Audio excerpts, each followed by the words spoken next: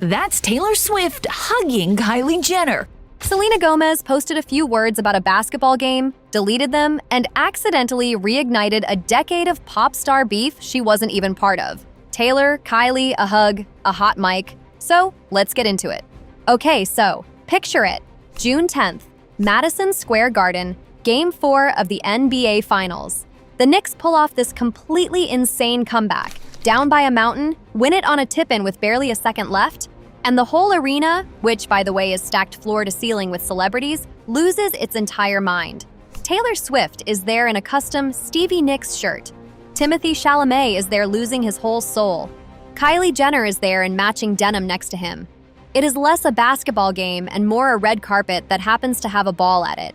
And watching all of this from home, in Texas, quietly seething, is one Selena Gomez, lifelong, die-hard San Antonio Spurs fan. Because the team that just got beaten, that's her team. She's not at the game. She's not on Celebrity Row. She's on her couch, watching her boys get cooked in the finals. So she picks up her phone. And that, right there, is where all of it begins. Here's exactly what she did. And the exact wording matters, so stay with me. First, under a post celebrating the win, a photo of Taylor Swift hugging the actress Mariska Hargitay. She drops one comment. One word. LOL. That's the whole thing. Then, over on her own story, she posts this. Mad respect for the game. Congrats to the peeps that represent. What a comeback. And then the line that blew the doors off. So funny how some are all of a sudden fans, though, LOL. Now read that back and notice what is missing.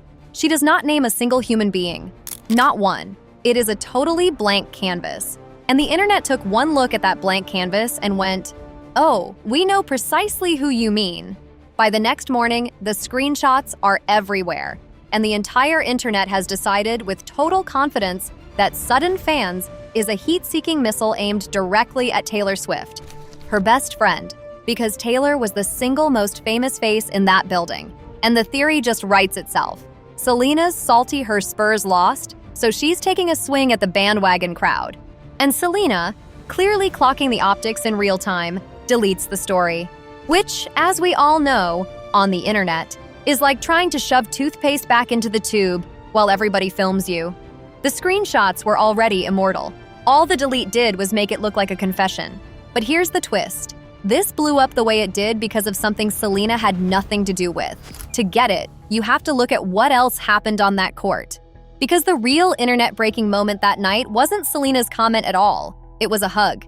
Taylor Swift and Kylie Jenner, hugging, courtside, warmly, on camera. And if that doesn't instantly land for you, let me explain why people physically gasped. Kylie's older sister is Kim Kardashian, and Taylor Swift and Kim Kardashian had one of the most scorched earth celebrity feuds of the entire 2000s. The Kanye famous lyric, the secretly edited phone call dropped on Snapchat, the whole snake era.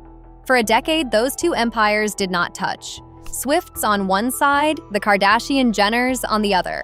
A public hug between Taylor and a Jenner was genuinely unthinkable.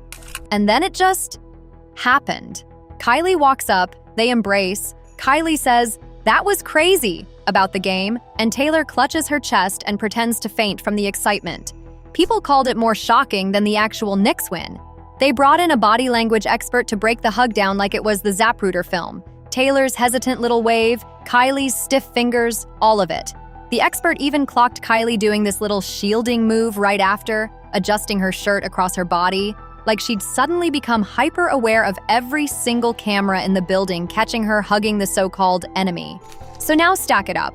In the same night, Selena's best friend very publicly buries a decade-old hatchet with a family Selena herself has history with. And then Selena posts, "Sudden fans, LOL." You see how the internet's brain just caught fire. And real quick, because it actually matters for why Kylie was even down there on the floor. The reason she was courtside at all is her boyfriend, Timothee Chalamet. New York native, completely deranged Knicks superfan. The man skipped the Met Gala this year to go to playoff games. He's turned Madison Square Garden into his personal A-list date night spot all season. The two of them rolled up to Game 4 in matching custom denim from some ultra-luxury brand, full coordinated paparazzi power couple energy. And when the Knicks finished that comeback, Chalamet completely lost his mind, grabbed a reporter's microphone on the way out and started screaming about how much he loves the players, fully feral, while Kylie just stood there, filming him with this delighted little grin. Insiders say they're in a serious, settled phase now. There's even chatter she'd say yes if he proposed. So she's not some random face in the stands. She's half of one of the biggest couples on the planet, which is exactly why her hugging Taylor became the shot heard round the internet. And she wasn't even the only one side-eyeing the new fans that night. Over on the broadcast, a radio analyst got caught on a hot mic. She had no idea she was live, looking up at Taylor on the Jumbotron and going, quote, "Is that Taylor Swift? She's not a Knicks fan. Get out of here, girl." Oof. And the Swifties, who, let's be honest, are organized like a small nation-state, descended. Within a day, she's doing damage control on camera. Swifties, I appreciate your passion. I misspoke, admitting she was wrong, because it turns out there's photo evidence of Taylor courtside years ago in an old Knicks jersey. In the apology, she explained she just hadn't seen Taylor at the Garden the last couple of seasons. Unlike the regulars, your Spike Lees, and your Ben Stillers, because lately Taylor's been at football games supporting Travis Kelce, which is a fair point. But "get out of here, girl" into a live mic is a rough one to walk back. Even a certain very loud sports media guy jumped in to defend Taylor, and the internet immediately caught the rhyme. One woman says, "She's not a Knicks fan." Another says, "Sudden fans, LOL." Same night, same crowd. Two completely different people tripped the exact same wire and got hit with the exact same fandom airstrike for it. Okay, but this is where it tips from spicy into deranged corkboard with red string. Because the theories did not stop at Taylor. Theory 2, it was about Kylie, because Selena and Kylie have their own history. Back in 2023, there was this whole eyebrow gate. Selena posted a goofy, self-deprecating video about over-laminating her eyebrows. And right after, Kylie posted a close-up of her own brows captioned, "This was an accident?" Then a FaceTime with Hailey Bieber zoomed in on their eyebrows. The internet read it as a coordinated mean girl moment. They publicly squashed it. Kylie called it silly. Selena said she's a fan of Kylie, but nobody ever truly forgot. So the new theory, the LOL, was a gut punch reaction to watching her bestie hug her old antagonist.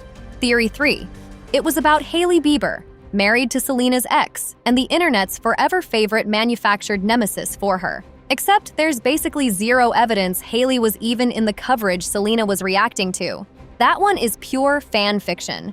And theory 4, my personal favorite for sheer pettiness, it was about Scooter Braun, the music exec who bought Taylor's masters and kicked off that entire war. He was at the game, a couple rows back, with his girlfriend. And the theory goes that Selena, fiercely loyal to Taylor in that masters battle, was watching the broadcast cut to Taylor over and over with Scooter lurking in the frame, and just got annoyed. No proof at all. But you have to respect the commitment to the bit. And the comment sections were, frankly, doing the absolute most. You had the defenders going, completely reasonably, saying LOL under a photo of Taylor and Mariska just isn't an issue at all. And why does everyone act like Taylor and Hailey are the only people Selena knows? Totally fair points. Then you had the other camp, going with their whole chest. The Sudden fan shoe fits a little too comfortably. And my favorite little dagger. Isn't one of those Sudden fans her best friend? Lol. And then the Galaxy Brain detectives mapping the entire thing out. I think she wasn't so thrilled to see her bestie hugging Kylie Jenner, and the Scooter one. If she was watching TV, it kept showing Taylor, and Scooter was literally a couple rows back, so she kept seeing him over and over. People built a full courtroom timeline out of a 2-slide carousel. Now, to be fair to everyone screaming shade, there is a reason it stuck so fast. Selena and Taylor are not casual friends. They're one of the most documented friendships in pop history, going all the way back to 2008, when they were dating two of the Jonas Brothers. They have survived genuinely everything. And just last fall, Taylor was a massive part of Selena's wedding to producer Benny Blanco, gave a speech, opened with, "Selena beat me to the altar," because Taylor's planning her own wedding to Travis Kelce, then called Benny the most perfect person for Selena. Genuinely, properly sisterly stuff. So when even the internet's most chaotic corner had quietly started whispering that maybe these two had drifted, Taylor's endless world tour, Selena's whole new married and grounded era, the sudden fans line landed directly on that pre-existing anxiety. People weren't reacting to one comment. They were reacting to a decade of investment in a friendship they were quietly terrified was cracking. So with the entire planet now convinced she'd knifed her best friend over a basketball game, Selena woke up on June 12th to, her words, a mountain of texts. And she set the record straight.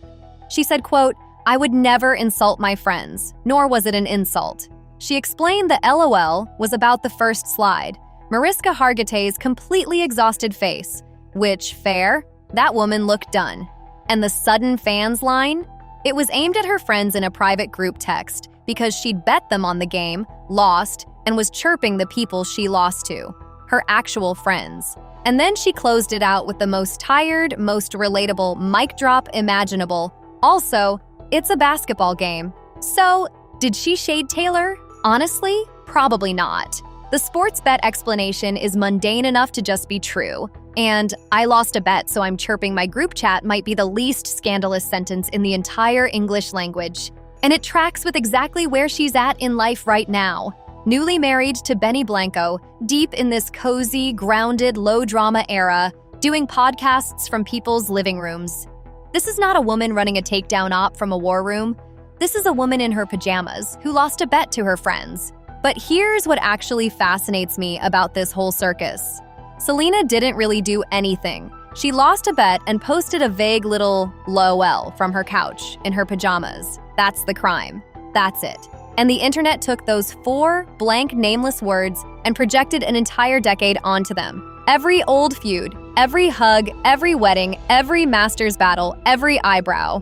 We didn't read her comment. We read ourselves into it. Because that's the thing with these people we don't actually know.